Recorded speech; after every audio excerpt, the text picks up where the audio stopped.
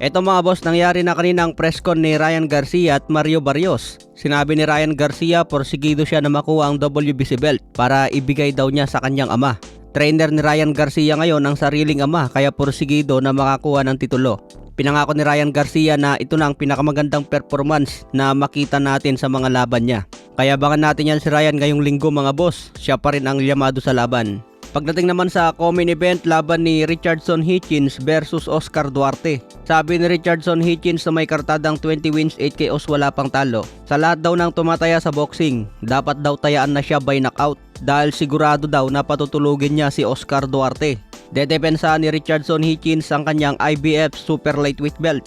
Kalaban niya itong si Oscar Duarte na may kartadang 30 wins, 23 KOs, may 2 talo. Huling talo ni Oscar Duarte kontra Ryan Garcia by knockout sa round 8. Hindi nga po nire-respeto ni Richardson Hitchins ang kakayahan ni Oscar Duarte dahil tatapusin daw niya ito by brutal knockout. Kaya abangan din natin yung co-main event mga boss. Sa iba pang balita, nilabas na rin ang mga kalaban ni Emmanuel Pacquiao. Nakapost ito sa page ko mga boss. Kalaban niya isang Puerto Rican boxer na si Luis E. Santana Figueroa. Parehas sila na wala pang panalo sa professional.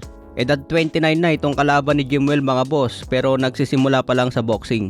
Kaya abangan ngayong February 28 laban ni Jimwell Pacquiao. Sa tingin nyo mga boss, balang araw maging world champion kaya si Jimwell? Sa iba pang balita, binunyag ni Robert Garcia na trainer ni Jesse Bam Rodriguez. Marami daw major promotional company ngayon ang nag-o-offer kay Jesse Bam Rodriguez. Pero hanggang ngayon hindi pa raw nakapirma ng bagong kontrata. Binunyag din ni Robert Garcia na napakalaki daw ng ino-offer ng Zuffa Boxing ni Dana White. Kaya pala hindi pa nakapirma si Jesse Bam Rodriguez dahil pinagpipilian talagang mabuti kung saang promotion ito pupunta. Dalawang promoter lang nag-aagawan dyan mga boss. Zuffa Boxing ni Dana White at Matchroom Promotion ni Ed Hearn. Kaya abangan natin kung saang promotion pupunta si Jesse Bam Rodriguez.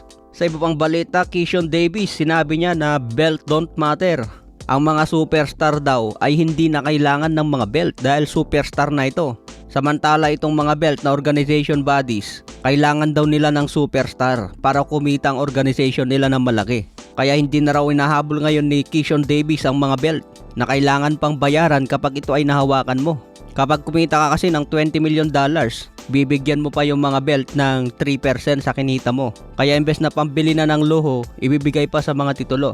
Dahil sa pahayag na yan ni Keyshawn Davis, parang pinapahiwatig niya na gusto na niyang pumunta sa Zuffa Boxing dahil walang belt na pinaglalabanan dito sa Zuffa Boxing. Sa ibang banda naman, ayon sa ama ni Devin Haney, sinabing mas madali daw kalaban si Shakur Stevenson kumpara kay Vasily Lomachenko. Matatandaan na kontrobersyal ang laban ni Devin Haney kay Loma. Maraming fans ang nagsasabi na dapat panalo si Loma sa kanilang laban. Kaya sinabi ni Bill Haney na mas mahirap kalaban si Loma kumpara kay Shakur Stevenson. Maraming angles kasi si Loma mga boss mahirap ma-predict yung kanyang tirada. Samantala si Shakur Stevenson, aasahan mo lang yung mga counter niya at mga jabs. Hindi siya nakakalitong kalaban tulad ni Vasily Lomachenko.